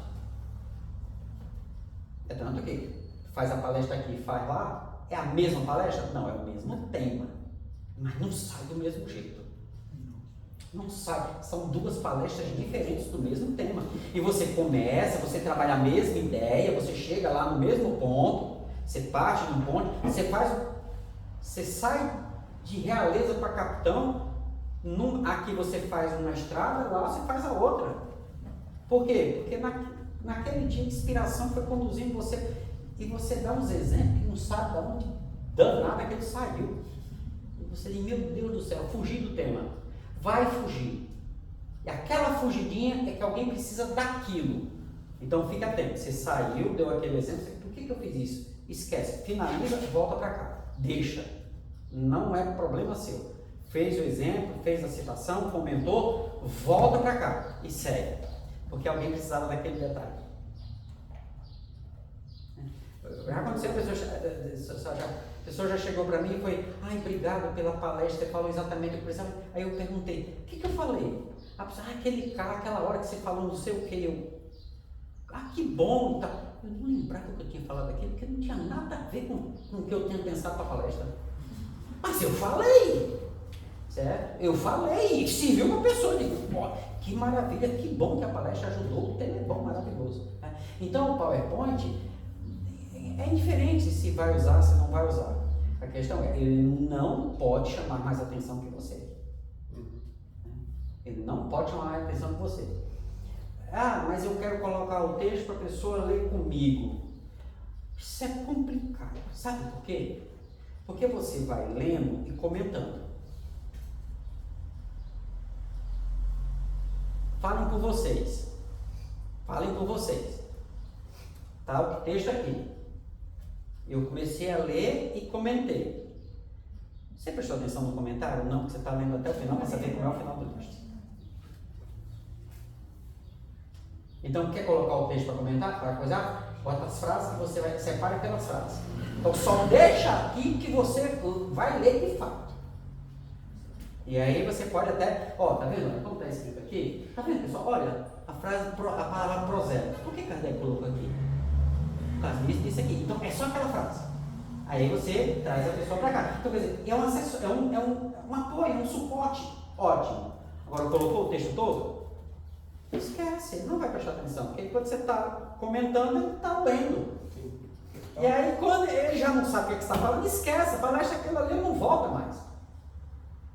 Ele você já perdeu. Aquela palestra, já se perdeu. Então, é indiferente Se você souber usar ele como instrumento de auxílio, olha, uma ferramenta fantástica, como vários outros, o Prezi, Canva e tantos instrumentos que tem hoje para facilitar. Eu gosto, quando eu vou trabalhar, geralmente texto eu não uso, mas dependendo do que eu faça, eu gosto de usar imagens. Certo? A imagem. Só que aí também corre o risco. Uma imagem com muitos detalhes, você está falando da imagem e a pessoa está olhando. Ih, que dá o quê? O que é aquilo? Ah, uma pelada? Ah, não, é uma busta. E você. E aí, quer dizer, então nesse caso atrapalha. Aí existem estratégias que aí você vai aprendendo com o passar do tempo, e não tem livro, pessoal, para isso. Você sabe disso, então você vai exercitar. Então você vai ter que fazer. Que você consegue controlar a condução. E como é que você faz isso? É só para... Olha, vamos prestar atenção, pessoal. Por exemplo, nesse ponto aqui, e eu venho para cá. Aí a pessoa, pode até parecer uma mulher sem roupa, mas vocês estão vendo que é um arbusto? Porque este personagem... E aí a pessoa vai me acompanhando. Entende? São coisas que você vai descobrindo com o passar do tempo. Texto, aí sou eu prefiro, não, pegue seu livro, vamos aqui acompanhando. Porque você olha para o livro, eu chamo você para cá. Eu olho para o livro, eu chamo você para cá. Eu jogo você no livro, puxo você para cá. Eu vou só fazendo esse controle. Tá certo? Próximo. Não, e também eu vejo que todas as palestras que eu assisti em casas espíritas, não há interação do público, né? É o palestrante, por quê? Por causa do tempo. Aqui nós estamos numa tarde de reflexão, então você interage, nós interagimos contigo, né? Mas, por exemplo, numa palestra normal, né? 45 minutos, que se tem 40 minutos, praticamente não tem perguntas. O público, ele fica em silêncio, ele não pergunta, né? Porque pergunta geralmente é nos bastidores. Esse é o procedimento, né? O expositor, ele não vai provocar a plateia para perguntas, né? Para não... O assunto de quem não entende, às vezes começa devagar e tumultuaria, né? Vamos lá. Ou você tem essa interação, porque eu nunca vi essa interação, sempre o palestrante e o público. Então vamos lá. Vamos fazer um exercício agora? Escolha um tema para fazer uma palestra agora. 15 minutos. Quer dizer, escolha um tema para eu fazer uma palestra em 15 minutos. Um tema difícil. Vamos pegar pesado, já que eu peguei pesado para vocês. Hã? Ser orador espírita. Bom, então vamos voltar para o começo. Caridade. Não, Eu falei já. Mas a gente já sabe. Vem de causa. Vamos pensar, vamos escolher aqui. Os bons espíritos. Juízo final. Juízo final? Isso. Aí, Pegar pesado. Agora Era pra pegar pesado. Vamos lá. Apocalipse, então. obsessão. É obsessão, E obsessão. Obsessão para mim é história. Vivo constantemente? Vivo constantemente? Então vamos lá. Pode ser juízo final? Pode ser. Tá. Isso, fala bem. Gente. Já falar. Não, a gente junta. Fala bem. Eu lembro do sermão escatológico de Jesus. Eu O achei sermão da interessante. montanha. Mas o sermão da montanha é o mesmo sermão escatológico? Não, escatológico é outro. É outro, é? É outro? Ele fala no sentido dele. Uma sequência do outro, né? Aí eu teria que olhar, porque eu não me lembro exatamente o que está dentro do sermão escatológico. Eu sei que não é o sermão da montanha. Segura. Então, você está numa situação dessa. Tem uma palestra para fazer. Aquele exemplo que eu dei, né? O cara chegou para mim e disse assim: a palestra não faltou. E eu falei: eu tenho. Aí falou, eu não lembro se eu comentei, eu não lembro agora qual foi o tema. Não me lembro. Aí eu parei e disse assim: você tem um livro tal? Você tem, então vai buscar. Você vai buscar o livro tal. Porque no livro tal tinha um texto, eu ia pegar um parágrafo para falar. Aí vamos lá. Aí eu vou dar aí a gente vai pegar esse exemplo aqui para você ver como é que a gente pode fazer interação com o público numa palestra. Tá certo? Como é que a gente faz interação com o público? Porque o que vai acontecer? Se você vê que o público está querendo interagir, é porque está fazendo sentido para eles. Eles ficam na ânsia de participar. Você pode pôr eles para participar sem eles falarem nada. São estratégias que a gente vai aprendendo com o passar do tempo. E eles estão participando da palestra. Certo? Eles estão participando da palestra. Uma das coisas é, tem alguém aqui da área do direito? Lembra quando eu perguntei? Não tinha ninguém. Se tem, eu disse, eu falei bobagem? Aí a pessoa, todo mundo vira. Né? A pessoa está concordando, não falou não, tá ok. Eu disse, ainda bem, tem um profissional aqui que está me ajudando. Quer dizer, o público está interagindo sem falar. E agora isso você precisa ir fazendo. Porque aí tem uma hora que talvez, na hora que você faça isso, a pessoa queira fazer a palestra para você. Aí é uma dinâmica que a gente vai aprender, inclusive nos grupos de estudo. Coordenar um grupo de estudo é saber a hora de dar a palavra e ter o jeito de tomar ela de volta. Isso é jeito que você vai aprendendo com o tempo. Então, se você já coordena grupo de estudo e sabe fazer isso, na palestra, e você começar a interagir e a pessoa quiser fazer a palestra, é usar a mesma estratégia. É fazer a mesma estratégia. Às vezes é de sopa, a pessoa está falando assim, segura.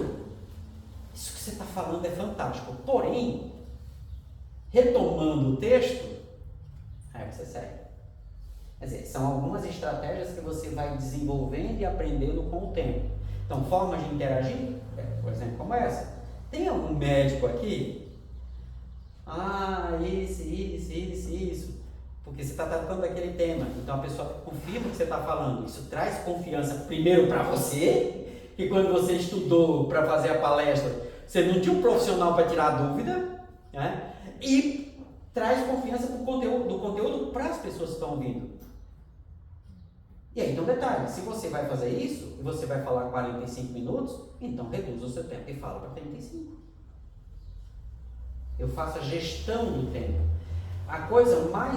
Os dois pontos que vocês têm que prestar muita atenção é por onde você começa e como você faz o fechamento. Lembra que eu falei? Você ia falar 3 parágrafos. Está na segunda frase do primeiro. Olha para o relógio, 5 minutos para acabar. É 5 minutos para acabar, pessoal. Fechou o raciocínio? Para concluir, e eu deixo o restante do texto para que vocês pesquisem em casa, porque eu não vou dar tudo para vocês, mas dei agora 2 frases para começar e vocês fazem em casa, são estratégias. E se a pessoa gostou daquilo que se comentou daquelas 2 frases, se ela está interessada no texto, ela vai buscar o texto. Então você entregou o texto para a pessoa, você entregou o começo do texto. Aí existe. E aí, pessoal, na internet tem bons vídeos ensinando essas técnicas de oratória, que aí você vai ajustando isso, você vai aprendendo isso e vai fazendo alguns testes. Gente, nós temos algumas situações delicadas lá na nossa casa, por exemplo, né? E aí eu vou te pedir, dentro dessas estratégias, como abordar entre nós mesmos que nos escalamos na palestra lá, né? Aí tem um palestrante que é 40 minutos de palestra e ele leva 1h20 de palestra. E aí, no momento, como abordar isso para, de repente, 2 situações. Uma, já extrapolou. Como é que faz para intervir no meio da palestra e cortar? Porque tu vê que já está todo mundo desconfortável e a coisa não acaba e tu não vê o fim do negócio, né? E depois, no segundo momento, pegar essa figura e conversar com ele, né? E dizer, para ajustar isso, né? E aí, às vezes, as pessoas se milindram, né? As pessoas, assim. E é o caso que nós temos, assim, sabe? Tudo depende do jeito que se faça, certo? Então, o primeiro ponto é esse. Como é que se faz? Esse é um ponto importante. Porque às vezes nós temos dificuldade de fazer certas coisas que têm que ser feitas e nós não temos que nos preocupar quando tem que fazer o que tem que ser feito. A questão é como eu faço. Fazer com amor não significa não fazer. Quantas vezes Jesus deixou de fazer o que tinha que fazer porque alguém ia se melindrar com ele? Continuar o equívoco simplesmente porque o outro vai se melindrar, ele vai se melindrar sempre porque ele quer manter o equívoco. Aí eu tenho que pensar na responsabilidade da semeadura. Por que a gente está estudando aqui? Para que as casas não dependam de pessoas assim que querem monopolizar e fazer do jeito deles. Infelizmente. Mas vai se melindrar, é falta de caráter. Meu compromisso não é com o melindro do outro, meu compromisso é com a entrega da semente. E se hoje nós sabemos que vamos fazer um seminário de 1h30, onde você monta uma estratégia, certo? Conduzir um raciocínio. A gente escuta o Divaldo, vocês estão aqui me ouvindo desde de manhã. Por quê? Porque é nesse formato. É nesse formato. Palestra, 45 minutos, 1 hora. Dependendo da estrutura da casa, daquela coisa. Então eu chegar para a pessoa e dizer assim, olha, nós estamos mudando a estrutura, certo? Hoje se sabe que esse tempo para uma palestra pública e tal, assim, no dia a dia, é cansativo. Então, assim, as palestras serão de, no máximo, 1 hora. 45, 50, no máximo 1 hora. E é o seguinte, você pode chegar a pessoa, nós não vamos te interromper. Tá? Mas a palestra tem que ser de 1 hora. No máximo 1 hora. Ô Enzo, eu acho que não tem que delimitar. Você está falando que sou representante comercial, mas eu sou engenheiro agrônomo. Então eu faço palestra para agricultores, né? Eles aguentam 40 minutos no máximo sentado numa cadeira. Passou disso, dispersa, não entende nada, a semente não vai ser entregue, né? Então, por exemplo, que nem você comentou, eu acho que tem que chegar nesse palestrante e é estratégia, 40, 45 minutos, porque tem que dar tempo para o passe. Exatamente. E 1 hora, as pessoas começam às 20 horas e até às 9 horas, pronto, e vão para suas casas, ou vão para outros compromissos. Ninguém fica 1h30, né? A não ser, claro, nós estamos aqui interagindo, hoje é diferente, mas numa palestra, não. Mas nós não temos pode. isso claro lá também. Então é chegar a pessoa coisa que a pessoa não sabe, sabe? Nós já fizemos já um roteirinho já de todos os trabalhos da casa. Dentro da 1 hora, os primeiros 5, 10 minutos os recados da casa, a oração inicial e a leitura inicial. Começou a palestra, 40 minutos, para sobrar 10 para a oração final e passe. Está escrito isso. Perfeito. Então é chegar a pessoa e dizer assim, olha, essa é a regra. Então, você quer dar palestra aqui? A pessoa vai se chocar. A gente gosta das suas palestras, só que vamos seguir a regra. E é de conhecimento comum, disciplina na atividade onde a gente quer a presença dos espíritos superiores. Tem que ter hora para começar, tem que ter hora para terminar. Eles têm mais o que fazer. Então, se é 1 hora, é 1 hora. Ponto. Mas eles são disciplinados, nós seremos também. Então, nós não vamos desrespeitar essa regra. Mas vocês são radicais. Para fazer o que deve ser feito? Sim, somos. Nós não vamos negociar com ele. Ponto. Não gostou, se melindrou, está tendo a oportunidade de trabalhar, de se melhorar e não vai se melhorar? Qualquer dúvida, sugiro o livro Viagem Espírita de 1862, do nosso querido Kardec, certo? Vamos começar por ele. Viagem Espírita em 1862, os 3 discursos que ele faz para os espíritas de Lyon. Olha como era Kardec. Muitas vezes estive sentado na minha mesa, do mesmo lado, o príncipe e o operário, o proletário, né, que era a expressão da época. E aquele que não quiser sentar na minha mesa porque tem um pobre sentado, eu peço que se retire, porque não é digno de sentar na minha mesa. Ele diz mais ou menos assim, Kardec não negociava com isso. Não negociava. Ele é Kardec. E nós negociamos e ficamos cometendo equívoco por causa que o outro vai se melindrar e ele vai se melindrar sempre. E para ajudar, o livro Trilhas de Libertação, ou Trilhas da Libertação, do Manuel Filomeno de Miranda, pela psicografia de Valdo Pereira Franco. Médico de cura no centro espírita, e estava virando bagunça, e não sei o que. A espiritualidade diz assim, faz uma reunião. Acabou a atividade. Mas a caridade, isso não é caridade. Caridade desapareceu faz tempo aqui. O que aconteceu? O médico normal foi mal. E os puxa-saco foram juntos. Resultado, a casa voltou a ter as atividades disciplinadas conforme o objetivo da doutrina espírita. Não é que isso seja certo ou que é errado. É que, para a doutrina espírita, qual o objetivo das atividades com médicos espíritas? Despertar a crença na imortalidade. Isso são palavras de Kardec, procura na revista espírita. Médios curadores. O texto são médios curadores, nós estudamos isso na sexta-feira. Esse é o objetivo de por que Kardec falava dessa atividade.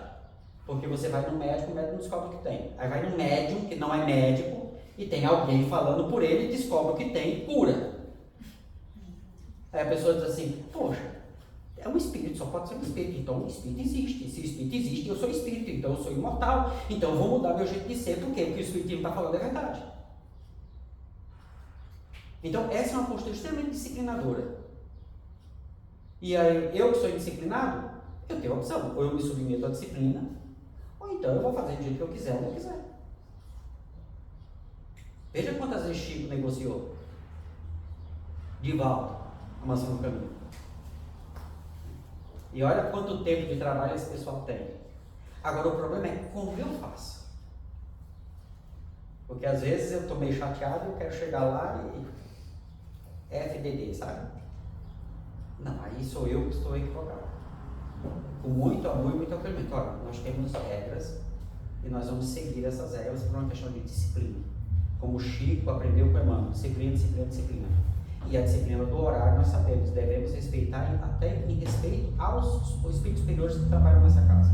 Que vem para cá e disseram 1 hora. Terminou 1 hora e vai embora. E quem fica? Os outros. Então, as nossas palestras vão se encaixar dentro de 1 hora. Você topa?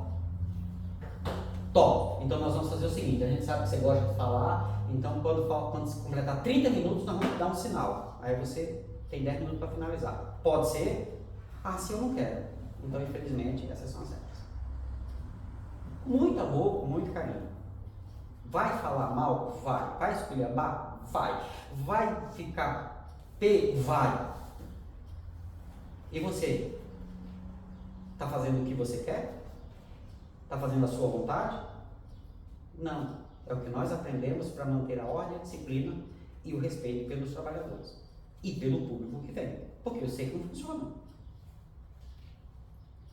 Entende? Então, agora isso. Chama a diretoria, conversam, a diretoria chama, conversa com muita fraternidade, com muito carinho, tomando um café, dizendo, olha, a gente sabe que você gosta de falar, fala bastante, é boa que você fala, só que a gente está com esse problema de disciplina. Isso aqui realmente está indisciplinado o negócio, porque a disciplina é 1 hora de atividade, a palestra tem que se encaixar aqui, ela não pode ser maior que a palestra, porque aí perdeu o sentido. E eu não preciso chegar, eu já vi pessoal dizer, não, porque na reunião o orientador veio e falou. Não veio e falou. Eu não preciso inventar. Eu já vi fazer isso. Sabe, os espíritos como... Não, é porque a regra da casa é essa e está todo mundo seguindo isso. É fácil? É porque vocês precisam passar por essa experiência, por isso vocês têm ela. Por isso Deus escolheu essa pessoa para colocar junto de vocês, porque vocês precisam dessa experiência. Boa sorte! Não, ele tem muito conteúdo, é um cara que fala muito bem. Tem que falar, né? Só que ele se empolga. Então vocês podem combinar isso. Então, faz o seguinte, tem que ser 40 minutos, no máximo 45. Então, como você fala bastante, 45. Quando for 35 minutos, nós vamos te dar um sinal. Ali você já se ajeita e finaliza, porque realmente a gente vai ter que finalizar, porque é para manter a disciplina. Tudo bem? Se o cara disser, não, tudo bem, vou tentar. Aí quando chegar para a palestra, assim, lembra que nós combinamos? A gente quer te ouvir, mas quando é 35 minutos, eu te dou um sinal, você fica atento, né? Aí você começa a ver se o cara vai agir de má vontade. Ele não vai olhar para você. Se ele não olhar para você tempo nenhum, se ele quiser respeitar, ele vai ficar cuidando. Né? E se ele não olhar para você, é que ele está de má vontade. Sabe o que, é que você faz? Não faz mais nada. Não escala mais essa palestra. Na casa que eu... Não vai precisar mais. Vocês não vão mais precisar. Na casa que eu participava da etapa quando acontecia isso, tinha o bilhetinho. Alguém pegava e colocava lá pra ele o bilhetinho, falta Olha, são estratégias, sem problema. Sem problema. Sem problema. Se a gente congresso, a gente levanta a placa. Os Os eventos que a gente faz, a gente levanta a placa. É evento, né? Então, 15, 10, 5, Porque é contando. contratinho, não pode atrasar, e sempre tem esse Isso. atraso. eu sempre comento nos estudos que a gente faz, está estudando fruto agora, tem o Mauri que participa de estudos, eu falo, eu estudo frutos há muitos anos. E quando a gente estuda frutos com Kardec, aquele que comentei, boa parte daquilo que a gente aprendeu sobre frutos, que norteia as atividades de paz, a gente vê que aquilo não faz o menor sentido. Mas é o que funciona, está funcionando, então está de boa. Aí eu chego numa casa espírita, aí eu pergunto, como é que eu passo aqui? O pessoal está estranho, né? Que eu estou perguntando, como é que aplica passe? Esse Oxoísio, dá curso de passe, está perguntando como é que ele não sabe? Não, eu quero saber como é que é aqui. Porque em cada lugar é de um jeito. Justamente porque cada um faz do seu jeito. E se fizer como Kardec sugere, todo mundo fazia do mesmo jeito, ajustado. Aí você não, aqui tem atividade, é passo coletivo, e como é que é? Vai lá para frente, estende as mãos e faz o passo coletivo. Ah, tudo bem. Não, aqui a gente tem uma sala, a pessoa se senta, estende as mãos e tal. Não, aqui tem as macas, aí faz os movimentos, tudo bem. O que é que eu faço? Vou lá e faço. Mas Kardec não ensinou assim. Amigo, eu não estou ali, não me perguntaram. Eu quero contribuir. E se a casa trabalhar com essa estratégia, eu vou usar essa estratégia. Ponto. Eu me submeto à regra da casa. Está ferindo o bom senso? Não. Tem coisa que não precisava. Não faz sentido. Mas está funcionando? Ótimo. Então mantém. Vamos lá. E eu vou fazer do jeito que está lá. Se eu não quiser fazer, eu nem entro na sala de passe, porque eu vou atrapalhar, porque eu vou ficar criticando os outros. Tudo bem? Então vamos lá. Enquanto eu estava falando, eu estava enrolando vocês para poder pensar no palestra. Eu vou roubar 15 minutos do nosso tempo, tá? Juízo final. 5 minutinhos. Lembra que eu falei que eu ia fazer um exercício de inverter? Eu sempre puxei de vocês, aí eu não inverter? Vamos lá. Em O Livro dos Espíritos, tema suicídio. Em O Livro dos Espíritos, a partir da questão 943, são 20 questões ao todo, porque tem as subdivisões, Kardec estabelece 3 tipos de suicídios. Aí você já para e começa a pensar, 3? Mas eu aprendi só 2. Kardec estabelece 3 tipos de suicídio. Na pergunta 944, Kardec pergunta: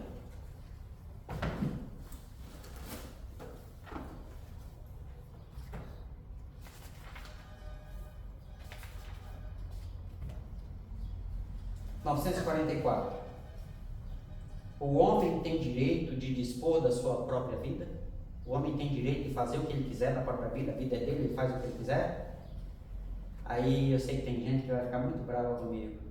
Se eu não posso, se essa resposta for sim, então eu posso fazer o que eu quiser com o meu corpo. Aí pode pensar, não, tem livre-arbítrio, né? Aí é claro, o que é livre-arbítrio no livro dos Espíritos? Tem nada a ver com o que a gente pensa, é outra coisa, mas vamos lá. Resposta: não. Somente Deus tem esse direito. O suicídio voluntário é uma transgressão da lei divina. Primeiro tipo de suicídio, suicídio voluntário. Na pergunta 944A, Kardec pergunta: nem sempre o suicídio é voluntário? Então tem o suicídio não voluntário? Involuntário? Inconsciente. Não. Consciente é outra coisa. Sim, voluntário, ou, por exemplo, o cigarro, matando aos poucos. Qual a diferença entre consciente e voluntário? Consciente, você sabe o que está fazendo. Voluntário, você faz o que quer. Então, o primeiro tipo de suicídio, ele não fala suicídio consciente. Eu achava que tinha só consciente e inconsciente. Tipo, consciente, não, se desgostou, vai lá e quer sempre terminar com a vida. E o inconsciente, ele tá usando uma fome ali, não sabe que vai morrer, vai se morrer, adiantar a morte dele, né? Porque sem querer, entre aspas, assim, sem entender. Interação com o público. Tá? E eu deixei de falar. Aí quando ele está finalizando, aí eu puxo. Porque essa forma de entender consciente e inconsciente foi uma outra forma que surgiu no movimento espírita, inclusive com André Luiz, que vai trabalhar a ideia de suicídio consciente e inconsciente. Porém, André Luiz não era espírita, ele não estudou o espírito para escrever nosso lado. Então ele pensou uma outra forma de explicar os tipos de suicídio. Ele preferiu classificar como você sabe o que está fazendo, você não sabe o que está fazendo. O Livro dos Espíritos não usou essa classificação, usou outra. Você faz porque você quer. E tem algum onde você comete o suicídio, mas sem querer? A resposta: o louco que se mata não sabe o que faz. Louco aqui, pessoal, é louco na definição lá do século XIX. São pessoas que têm transtornos mentais. Tem o louco e o idiota. Essas são as. Quem era o louco? Aquele que comia cocô, que atirava pedra na lua. E os idiotas? São as outras pessoas que hoje são pessoas normais, né? Hiperativo, autista, síndrome de Down, essas outras neurodivergências, né? Então seriam os idiotas. Por quê? Porque a cabeça não funciona como o dito normal. Então, na depressão, quem tem a doença da depressão, um dos sintomas da depressão é tendência ao autoextermínio. Então, na crise de depressão, você pode cometer suicídio. Só que você está na crise, você pode do outro lado e diz assim: o que eu estou fazendo aqui? Você se matou. Eu sou suicida? Não. Foi um suicídio? Foi, mas não se preocupe, você não fez querendo. E agora, o que é que eu faço? Não, agora se prepara e volta. Ela estava na hora mesmo de voltar, e como aproveitou a doença, mas estão estudando, você vai contribuir. Não se preocupe, tá legal, tá de boa. Tá? E aí, na pergunta...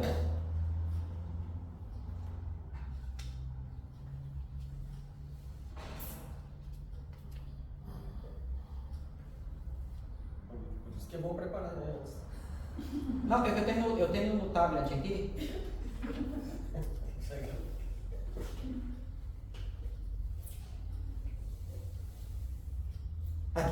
952. Comete suicídio o homem que perece vítima do abuso de paixões. Paixões são emoções.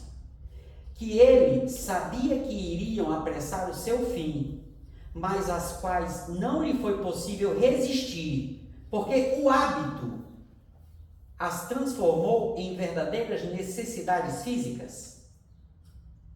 Uma doença. Vício. Certo? Vício. Mas o vício de cocaína? Não, o vício em adrenalina. Quantas pessoas morrem por imprudência no trânsito? Simplesmente porque você sabia que não podia andar ligeiro, quis andar ligeiro. Aí a resposta é um suicídio moral. Não compreendeis que neste caso o homem é duplamente culpado? Há nele falta de coragem, bestialidade e, além disso, esquecimento de Deus.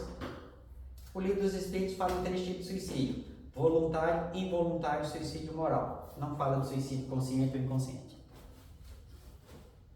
Aí eu posso agora conversar sobre isso. E eu disse que André Luiz estava errado? Não, isso é uma outra forma de ver. Mas eu opto pela de Kardec, apesar de que a de André Luiz é melhor. É menos pesado o resultado. Porque suicídio moral é suicídio decorrência do seu comportamento, que você acha que não está errado. Só que você morre em função do seu comportamento. Você não foi lá: eu quero cometer suicídio e vou cometer, voluntário. Eu cometi suicídio e estava numa crise, involuntário. Eu não quero cometer suicídio. Mas você cuida do seu corpo? Não. Você cuida da sua alimentação? Não. Você tem diabetes? Tem. Você come açúcar? Só um pouquinho. De cada vez. E isso é suicídio moral. 2 dedinhos. Só 2 dedinhos. E isso, se o seu corpo, se você estragar seu corpo e ele não levar até onde você deveria ir, suicídio moral. E pela resposta, é o que traz consequências mais graves. Enquanto eu estou falando isso, vocês estão falando comigo sem dizer nada, mas Não era consciente e inconsciente. Aí eu chego aí, porque eu sei que todo mundo pensa assim. Aí eu vim de Kardec e vou até vocês. E aí eu pego vocês e levo até Kardec. E assim eu fecho a palestra. 10 minutos aqui, 10 minutos aí, 10 minutos eu fecho. 30 minutos feito uma palestra de suicídio, vocês não saem pensando. Preciso fazer dieta.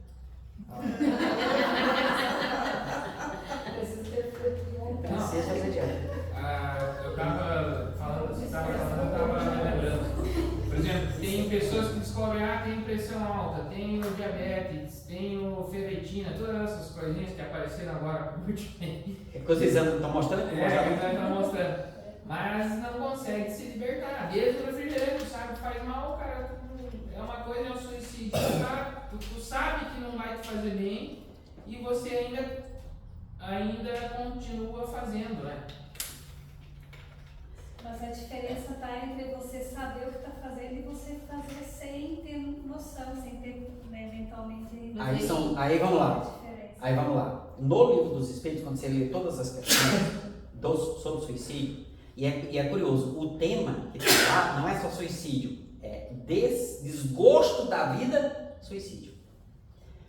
Veja, Kardec em nenhum momento falou de consciente e inconsciente, certo? Aí ele pergunta, é bom capturar a cobra e mostrar ela, né? Vocês não querem tomar a cobra da cobra, né?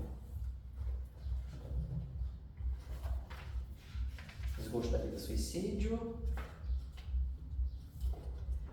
951. A ideia do consciente ou inconsciente. Vocês vão ver que o que determina a coisa é o que é suicídio. Qual é a definição de suicídio? Acabar com a própria vida.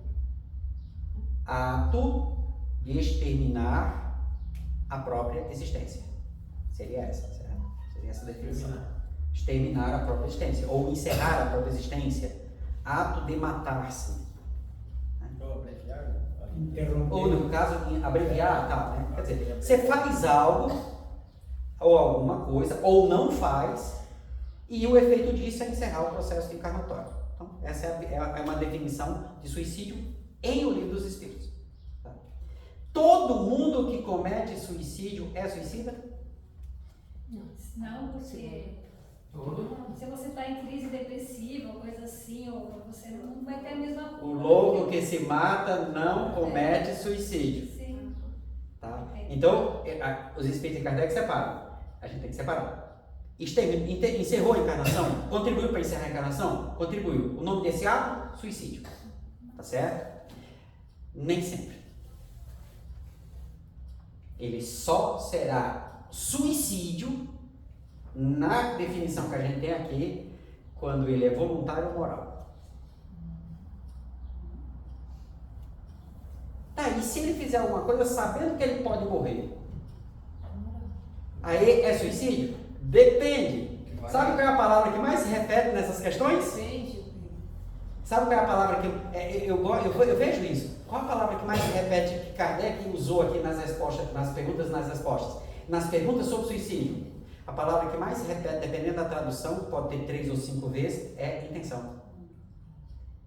Então, aí pergunta 951. Não é algumas vezes meritório o sacrifício da vida quando tem por objetivo salvar a vida de outrem ou ser útil aos seus semelhantes? Isso é sublime. Vírgula. Conforme a intenção. E, em tal caso, o sacrifício da vida não constitui suicídio. Ele sabia que podia morrer. Aí, na concepção que a André Luiz usa, suicídio consciente. Na definição dos espíritos, não é suicídio. Porque não tinha intenção. Não tinha a intenção. Ele tinha conhecimento, mas não tinha intenção. Correu risco, sabia que correu risco, mas qual Quem a sabe intenção? na última hora que Deus não ia lá e ia de alguma forma amparar e ele não vai morrer, né? Eu acho que tem um complemento dessa forma. E aí diz assim, mas todo mundo comete suicídio, vai pro vale dos suicidas. A gente pensa no modo de ideia, coitado, cometeu suicídio e tal. 954. Será condenável uma imprudência que compromete a vida sem necessidade?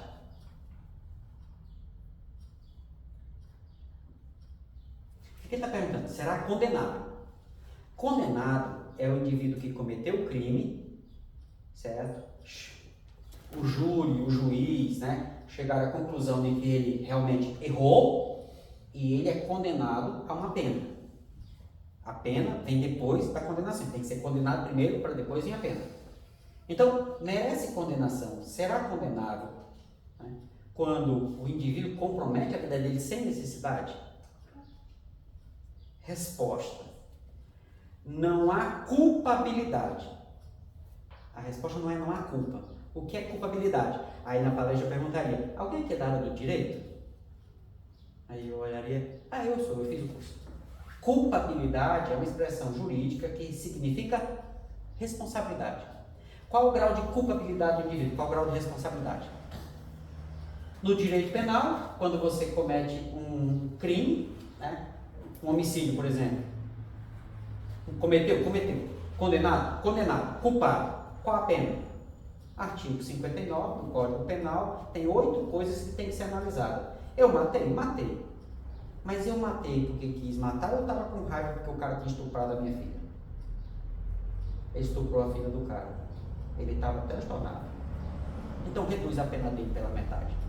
Entenderam? Quer dizer, qual o grau de culpabilidade pelo crime cometido? Então, não há culpabilidade quando não há intenção ou perfeita consciência da prática do mal. Por isso o indivíduo que te magoa, sendo ele próprio, ele era daquele jeito, ele agiu com naturalidade, ele não tem uma intenção de fazer diferente, porque ele acha que está certo. O grau de culpabilidade é diferente. A consciência vai cobrar, porque transgressão é transgressão. Mas a culpabilidade é diferente de quem te magoa sabendo o que está fazendo. Veja, a gente pegou o tema suicídio e deu uma desmontada naquilo que a gente acreditava. Baseado nas questões, e muito rápido aqui, tá certo? Rapidinho. Então, o que seria uma palestra sobre juízo final? O que é juízo final? E aonde eu tenho material para trabalhar a opinião de Kardec sobre o juízo final? Gênesis.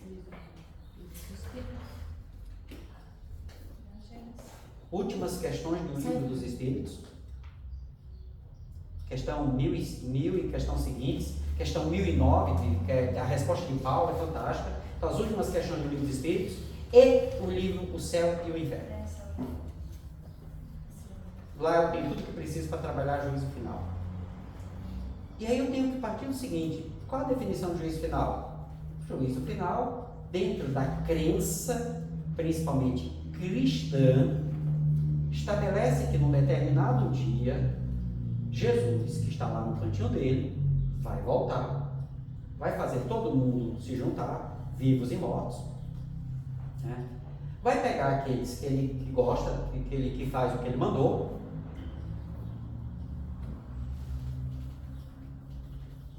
como assim, peraí? Ele vai juntar os que fazem o que ele mandou? Mas me disseram que era só aceitar Jesus que estão salvos. Então é só aceitar Jesus e no dia do juízo, mesmo que eu já tenha morrido há 1000 anos? Essa é a crença. Tá, tudo bem. Então a crença estabelece que se eu aceitei Jesus, se eu faço a vontade de Deus, peraí. Aceitar Jesus e fazer a vontade de Deus são a mesma coisa? Porque pelo que eu já vi, aceitar Jesus, a pessoa vai e faz um ato de profissão de fé na frente de uma testemunha, isso está na Bíblia, tá, pessoal? Inclusive, por exemplo, para se tornar islâmico, você só precisa, na frente de um outro muçulmano, recitar, tem um nomezinho lá, né, que é uma profissão de fé, você já virou muçulmano. Aí você já passa a ter os direitos de um muçulmano perante a religião. Aí vai no sheikh, né, no sheikh, e ele emite um documento com um nome islâmico, você escolhe o nome islâmico, agora você faz parte da comunidade islâmica. Tá? Simples assim. É o aceitar Jesus dos cristãos. Alguns pensam que é o batismo. Tudo bem. Tá? Só que cumprir a vontade de Deus. E o que é cumprir a vontade de Deus? Bom, a ideia do juízo final é a ideia de que, se eu fiz isso, vai chegar um momento que Jesus vai voltar, e ao voltar, ele vai juntar aqueles que o aceitaram como mestre, espíritas guia e modelo, e cumpriram a vontade de Deus. Não pecaram, porque o pecado é a transgressão da lei, é a transgressão da vontade divina. Vocês estão vendo que eu estou falando que todo mundo fala e eu comecei a colocar frases do livro dos Espíritos? O que é pecado? Não cumprir a vontade de Deus, transgredir a lei divina. Aí eu trago a frase da doutrina. Porque no final das contas, quando você olhar, pessoal, o ensino é o mesmo. Só muda como é que entende o grau de materialidade ou não do tema. O Espiritismo trabalha com toda a essência da espiritualidade do assunto. As outras religiões materializam o assunto. E aí eu lembro, conversando com um amigo, a gente fazia faculdade junto. Primeira faculdade que eu fiz, História, lá na Paraíba. Eu do Rio Grande do Norte fazendo faculdade na Paraíba. E aí a gente ia conversando, ele era beato de igreja. Ele era mais padre que o padre. Era desde o dia que ele tomou juízo, ele nunca mais tinha feito sexo. Porque ele disse que agora só depois de casar. Está ótimo. Maravilha. E a gente conversava muito, ele sabia que eu era espírita. E ele vinha com as perguntas tão capciosas, ele queria me lascar. Aí a gente sentava junto, né? E ele disse, ô Enzo, quer dizer que você não acredita que Jesus vai voltar, né?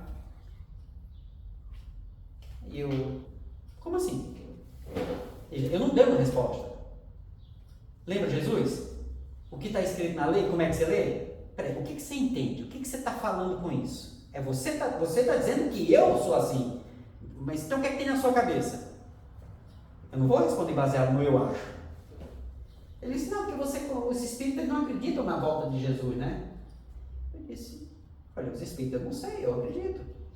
Não, mas você é espírita, os espíritas... Não, calma. Quem foi que disse a você? Tá, se tem espírita que não acredita é uma coisa, mas a doutrina espírita acredita sim. Eu sei que vocês estão olhando para mim. Eu estou falando para ele. Certo? Qual é a primeira regra? Usar o que ele tem. E eu acabei de dizer, a ideia do juízo final está presente na doutrina espírita, só que explicada sem as fantasias. Eu disse, olha, a doutrina que eu estudo, que é o pensamento kardeciano, acredita sim. Agora tem espírita que não acredita porque briga com você, não quer dizer que você está certo. E eu estou certo? Eu disse, bom, certo está Jesus. Eu disse, tá, mas como é que é isso? Agora eu não entendi. Porque eu achava que o espiritismo não acreditava nisso. Agora o espiritismo não acredita, o espiritismo é uma doutrina, que acredita são os espíritas. Mas deixa eu te explicar. O juízo final não vai acontecer quando Jesus vai voltar? E vai escolher os dele? É. E vai fazer o que com os dele? Vai levar para o céu. Peraí. Você um dia desse me falou, a gente estava conversando, onde é que é o céu? Onde é que está o reino de Deus? Ele está dentro de nós. Aí ele já está dentro de nós. Eu disse, então você não vai para um lugar, você vai entrar aí, ó. É aí. Me diz uma coisa, lembra que você me contou que você não valia nada? Era um perdido? Uma alma perdida? Uma alma pecadora? Era. E o que fez você mudar? Eu tive um encontro com Jesus. Como é que é? Eu tive um encontro com Jesus. Como é que você teve um encontro com Jesus se ele não voltou? Esse encontro não é só quando ele voltar e ele vai buscar aqueles dele? Me diz uma coisa. Se Jesus vier amanhã, depois, vai mudar alguma coisa na sua vida? E sabe por que não vai mudar? Porque ele já voltou para você. O juízo final já aconteceu para você. Aí parou. Ele disse, cara, tu não vale nada, né? Eu disse, é você que está dizendo. Mas o juízo final existe, eu não tenho a menor dúvida. E você é uma prova que ele existe. O que está escrito na Bíblia é verdade. O juízo final acontece. Só que as pessoas interpretaram de um jeito, elas querem que seja externo, elas querem que Jesus venha e faça uma festa com todo mundo e todo mundo quer participar e basta isso. Não, você não mudou de vida? Mudou. Foi fácil? Não foi. Mas foi mais fácil do que você pensava, não foi? Por quê? Porque Jesus estava comigo. Então Jesus já voltou para você e você não se deu conta disso ainda, você está esperando que ele volte? Cara, eu não desmereço o que Jesus já fez por você, ele veio estar com você. Você não sente ele quando ora? Ele diz, claro, se então ele está com você, ele já veio. Isso é o juízo final. Para nós espíritas. Pegando a metáfora, o reencontro com Jesus. Mas ele não vai voltar, porque ele já está aqui dentro. O juízo final, o julgamento final, mas espera aí, mas juízo de julgamento, as pessoas fizeram a ideia de juízo e julgamento. Aquele cenário não é um cenário de julgamento, mesmo na época de Jesus. É um cenário de análise. Então não é julgamento tribunal, é julgamento análise. A análise final. E quando é que ela ocorre? Quando cada um de nós tirar a bunda do travesseiro, tirar a ponta da cadeira, arregaçar as mangas, tomar a sua cruz e seguir o Cristo. Esse é o nosso juízo final. E como disse Jesus, vai tu e faz o mesmo. 15 minutos.